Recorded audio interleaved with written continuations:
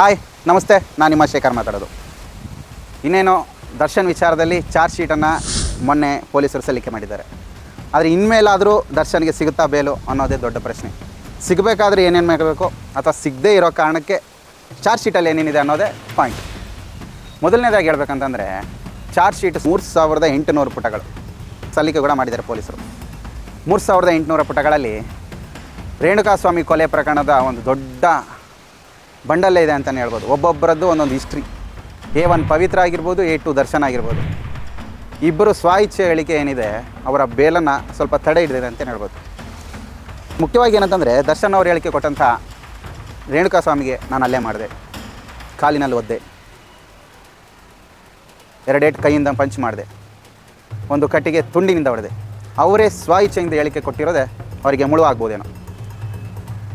ಅವರು ಬಂಧನವಾಗಿ ಸರಿಸುಮಾರು ಇಲ್ಲಿಗೆ ಒಂದು 2 ರಿಂದ 3 ತಿಂಗಳಾದರೂ ಸಹ ಯಾವುದೇ ತರಹದ ಬೇಲ್ಗೆ ಇನ್ನೂ ಅಪ್ಲೈ ಕೂಡ ಮಾಡಿಲ್ಲ. ಚಾರ್ಜ್ ಶೀಟ್ಗೋಸ್ಕರ ವೆಯ್ಟ್ ಕೂಡ ಮಾಡ್ತಿದ್ರು. ಈಗ ಮೊನ್ನೆ ಕೂಡ ಚಾರ್ಜ್ ಶೀಟ್ ಬಂತು. ಅದಾದ ಬಳಿಕವೂ ಸಹ ಯಾವುದೇ ತರಹದ ಬೇಲ್ಗೆ ದರ್ಶನ್ ಲಾಯರ್ ಆಗಲಿ ಅಥವಾ ದರ್ಶನ್ ತಂಡವಾಗಲಿ ಯಾವುದೇ ತರಹದ ಅಪ್ಲೈ ಮಾಡಿಲ್ಲ. ಇನ್ನು ದರ್ಶನ್ಗೆ ಈ ಬೇಲ್ ಅಪ್ಲೈ ಮಾಡಿದರೂ ಕೂಡ ಯಾವಾಗ ಸಿಗ್ಬೋದು? ಈಗಿನ ಮಾಹಿತಿ ಪ್ರಕಾರ ಕಾನೂನಿನ ಕಟ್ಟುಪಾಡುಗಳನ್ನು ನೋಡೋದಾದರೆ ಆದರೆ ಸರಿಸುಮಾರು ಈಗಿನಿಂದ 6 ರಿಂದ 1 ವರ್ಷ ತಗೊಳ್ಬೋದು ಅವರಿಗೆ. ಸುಪ್ರೀಂ ಕೋರ್ಟಿಂದ ಹೈಕೋರ್ಟ್ ತನಕನೂ ಹೋದರೂ ಕೂಡ ಒಂದು 6 ರಿಂದ 1 ವರ್ಷಗಳು ಬೇಲ್ಗೋಸ್ಕರ ಬೇಕಂತಲೇ ಹೇಳ್ಬೋದು.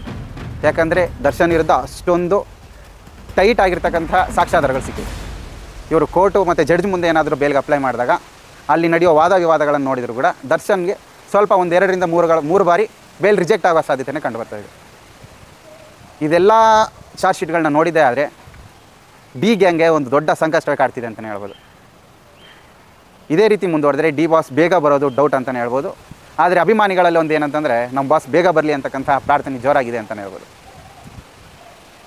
ಡಿ ಗ್ಯಾಂಗ್ನ ಇನ್ನಷ್ಟು ಸುದ್ದಿಗಳನ್ನು ನಿಮ್ಮ ಮುಂದೆ ಇಡ್ತೀನಿ. ಅಲ್ಲಿ ತನಕ ನೋಡ್ತಾ ಇರಿ ಸುದ್ದಿ ಭಂಡಾರ ನ್ಯೂಸ್.